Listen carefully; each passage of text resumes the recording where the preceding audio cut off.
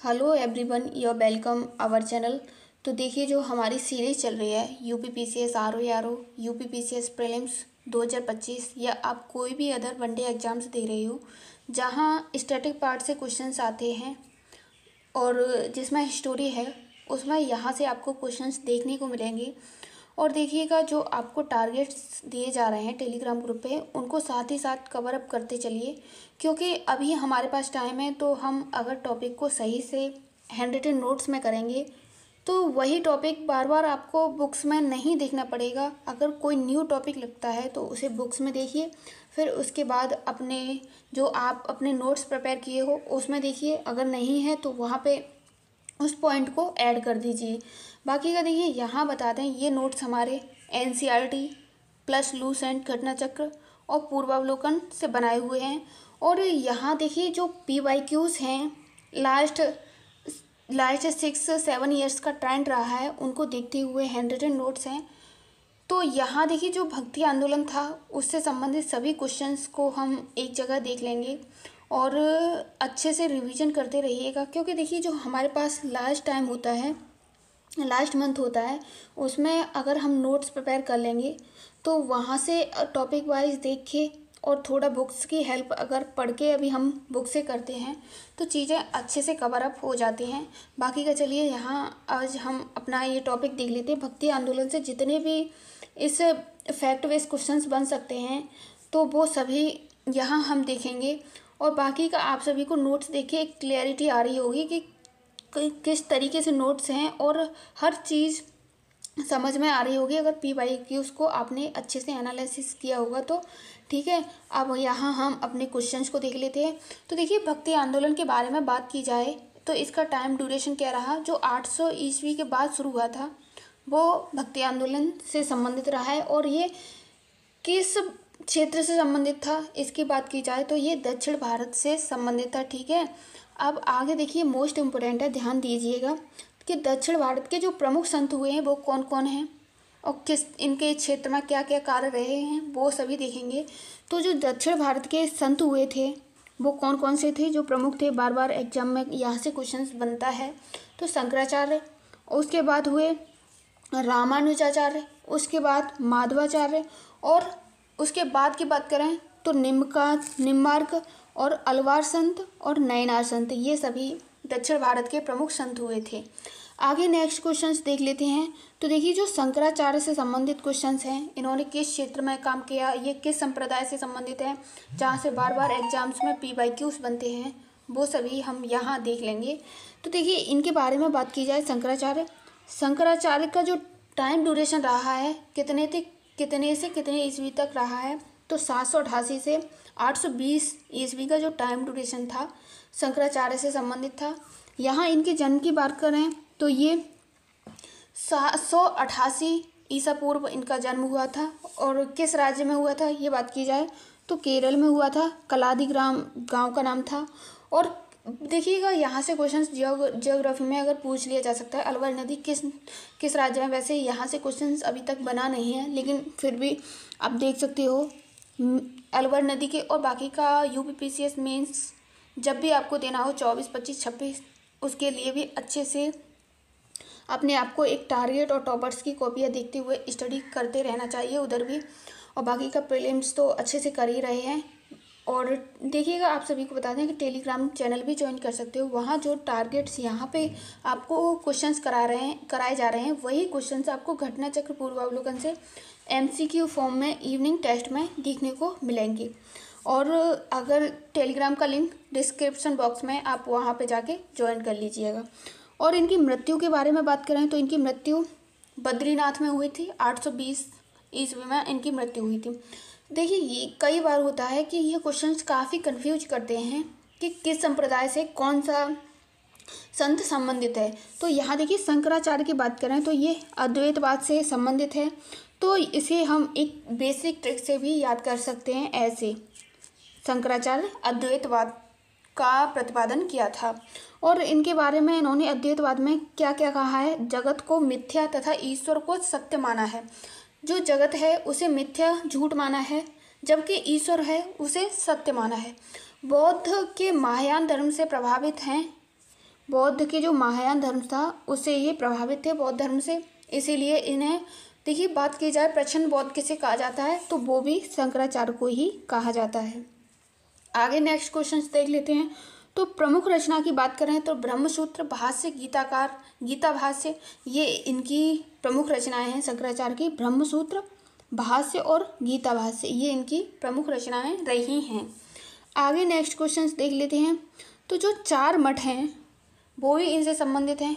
कौन सा मठ किस देव से संबंधित है, यहाँ से क्वेश्चंस बार बार बने हैं एग्जाम्स में, तो वो देख लेते हैं। जो यहाँ 4 मठों के बारे में बात की गई है, ज्योतिष पीठ उत्तराखंड में है, ये विष्णु को समर्पित एक मंदिर है। ये गोवर्धन पीठ उड़ीसा में है, बलभद्र सुभद्रा को समर्पित है इसमें। और शारदा पीठ की बात करें ये कहाँ है, तो ये द्वारिका में है, कृष्ण भगवान से संबंधित है। वहीं श्रृंगेरी पीठ ये कर्नाटक में है और शिव से संबंधित है। और देखिएगा most important fact based question है, ठीक है, ध्यान रखिएगा, यहाँ से बार बार एग्जाम्स में क्वेश्चंस बनते हैं। शंकराचार्य के अद्वैत दर्शन के विरोध में दक्षिण वैष्णव संतों द्वारा 4 मतों में स्थापना हुई। जो 4 मत स्थापित हुए शंकराचार्य के जो मत था उसके अकॉर्डिंग, तो वो कौन कौन से थे उनके बारे में देख लेते हैं।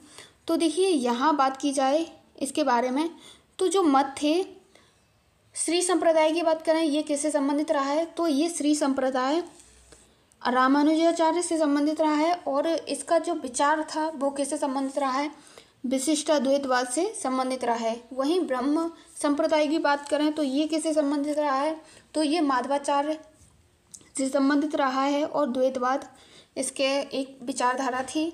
रुद्र संप्रदाय की बात करें तो ये विष्णु स्वामी और ये शुद्धाद्वैतवाद से संबंधित है। वहीं सनकादि संप्रदाय की बात करें तो ये निम्काचार्य से इसके संत रहे हैं और ये इसका विचार द्वैताद्वैतवाद इसका एक विचार है। तो ये जो आपको ग्राफ में दिख रहे हैं मोस्ट इम्पोर्टेंट हैं, इन्हें आप नोट डाउन भी कर सकते हो। बाकी का आप एक बेसिक आइडिया भी ले सकते हो कि हैंड रिटन नोट्स हमें किस तरीके से बनानी चाहिए। अब आगे नेक्स्ट क्वेश्चंस देख लेते हैं। देखिए यहाँ रामानुजाचार्य से संबंधित क्वेश्चंस देखेंगे, फैक्ट बेस्ड क्वेश्चंस जो भी बने हैं एग्जाम्स में, तो ठीक है यहाँ देख लेते हैं। इनका जो टाइम ड्यूरेशन रहा है वो 1100 AD का ईसा पूर्व का जो टाइम ड्यूरेशन था वो रामानुजाचार्य से संबंधित है। और इनके जन्म की बात करें 1117 ईस्वी में हुआ था। किस स्टेट्स में हुआ, तो इनका जन्म मद्रास में हुआ था और मृत्यु 1137 AD में हुई थी। और इनके गुरु की बात करें, रामानुजाचार्य के गुरु कौन थे, तो यादव प्रकाश इनके गुरु थे। यादव प्रकाश रामानुजाचार्य के गुरु थे। विचार की बात करें तो विशिष्टाद्वैतवाद और द्वैतवाद का इन्होंने खंडन किया है, अद्वैतवाद का इन्होंने खंडन किया है। इनके अनुसार ब्रह्मा, जीव तथा जगत तीनों में विशिष्ट संबंध है तथा तीनों के साथ सगुण भक्ति की बात की है इन्होंने। और जो रामानुजाचार्य की प्रमुख रचनाएं थी वो कौन कौन सी थी उन्हें भी देख लेते हैं। वेदांत सार, भगवत गीता पर जो टीका लिखी थी वो रामानुजाचार्य ने लिखी थी। न्याय कुलीरा इनसे ही संबंधित है। आगे नेक्स्ट क्वेश्चंस देख लेते हैं। तो जो माधवाचार्य से संबंधित क्वेश्चंस हैं वो भी हम यहाँ देख लेंगे, ठीक है। आप भी अच्छे से साथ ही साथ नोट डाउन करते रहिए। तो माधवाचार्य के बारे में बात की जाए, इनका जन्म कहाँ हुआ था, तो इनका जन्म कर्नाटक में हुआ था। और जो टाइम ड्यूरेशन रहा है इनसे संबंधित वो क्या था, तो 1197 से 1276 का जो टाइम ड्यूरेशन था वो माधवाचार्य से संबंधित रहा है। और इनके विचार कौन से थे, द्वैतवाद माधवाचार्य से संबंधित है और सगुण भक्ति की बात इन्होंने की है। यहाँ इन्होंने शंकराचार्य व रामानुज के विचारों का जो था उनका खंडन किया है और आत्मा व परमात्मा को अलग माना है। आत्मा और परमात्मा दोनों को अलग माना है। अब यहाँ बात की जाए, अपना उपदेश कन्नड़ भाषा में दिया है। इन्होंने अपना उपदेश किस भाषा में दिया, इसकी बात की जाए तो इन्होंने अपना उपदेश कन्नड़ भाषा में दिया है। इनके उपदेशों में सूत्र भाष्य जय तीर्थ द्वारा लिखित है। इनका जो सूत्र भाष्य है वो जय तीर्थ द्वारा लिखित है, संकलित है। बाकी का यहाँ आगे देखेंगे जो निम्काचार्य से संबंधित क्वेश्चंस रहे हैं। उन्हें देखते हैं। ठीक है, आप भी साथ ही साथ नोट डाउन करते रहिए और एक अपना फीडबैक भी दीजिए कि आपको कोई पॉइंट छूट रहा हो, आप वो भी कमेंट बॉक्स में बता सकते हो, तो हम उसे ऐड ऑन कर देंगे। निम्मकाचार्य के बारे में बात की जाए तो इनका जन्म कहाँ हुआ था, तो इनका जन्म मद्रास में हुआ था। और किस टाइम ड्यूरेशन में हुआ, 1130 से जो 1200 ईस्वी का जो टाइम ड्यूरेशन था निम्मकाचार्य से संबंधित है। और इनका जो कार्य क्षेत्र रहा है वो कौन सा है, इनके कार्य क्षेत्र की बात करें तो इनका कार्य क्षेत्र वृंदावन रहा है, जो कि मथुरा। और इनका कौन सा दर्शन था, तो द्वैतवाद की बात निम्मकाचार्य ने की है। इन्होंने द्वैतवाद और अद्वैतवाद दोनों संतों को मिलाकर इस दर्शन का प्रतिपादन किया है। दोनों दर्शनों को मिलाकर, द्वैतवाद अद्वैतवाद को मिलाकर ही इन्होंने इस दर्शन का प्रतिपादन किया था। आगे अलवार संत के बारे में बात की जाए तो अलवार संत विष्णु की पूजा करते थे और सगुण भक्ति का मार्ग इन्होंने अपनाया था। आगे यहाँ देखते हैं तो जाति प्रथा का विरोध किया है। बात की जाए कि जाति प्रथा का विरोध किसने किया, तो ये भी अलवार संतों ने ही किया था। ब्राह्मणवाद को इन्होंने चुनौतियाँ दी थी। अब यहाँ देखिए बात की जाए, एकेश्वरवादी थे ये अलवार संत जो थे, एकेश्वरवादी थे। और इन्होंने प्रबंधन ग्रंथ 4000 रचनाएं की थी। इसमें कुल 12 संत हुए हैं। 12 संत ऐसे हुए जो पल्लव देश, चैर दर्श और चोल दर्श, पांड्य देश, इन देशों से संबंधित थे। 12 संत थे जो इन सभी से संबंधित रहे। अड्डाल की बात करें, ये क्या था, तो ये एकमात्र महिला संत थी। अगर बात की जाए नैनार एक महिला संत कौन थी, तो अड्डाल एक महिला संत थी। मोस्ट इम्पोर्टेंट है, ध्यान रखिएगा आप। और ठीक है, आगे अपना नैनार संत से संबंधित क्वेश्चंस को देखते हैं। तो नैनारों के बारे में बात की जाए तो शिव भक्त थे ये नैनार, शिव भक्त थे। और इनके जो संत हुए थे वो कुल कितने हुए थे, उसकी बात की जाए तो ये 1363 संत हुए थे। और बाकी का वीर शैव संप्रदाय परंपरा के बारे में बात की जाए तो ये कर्नाटक से संबंधित है। इसके जो बासवन ने इसे शुरू किया था और शिव के उपासक रहे हैं ये सभी। और इन सब विशेषवार संप्रदाय था जो वीर शैव संप्रदाय था, उसमें मृतकों को दफनाने की परंपरा रही थी। तो यहाँ हमने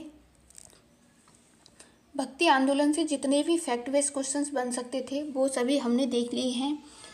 और बाकी का जो आपको टारगेट्स दिए जा रहे हैं उन्हें आप साथ ही साथ करते रहिए, क्योंकि जो हमारे पास अभी टाइम है, अगर हम इसमें अपने आप को इम्प्रूवमेंट करेंगे और चीज़ों को समझेंगे तो बेटर वे में हमारी प्रिपरेशन होगी। और तो आज के लिए बस इतना ही, आगे का नेक्स्ट वीडियो में देखेंगे। Thanks for watching this video.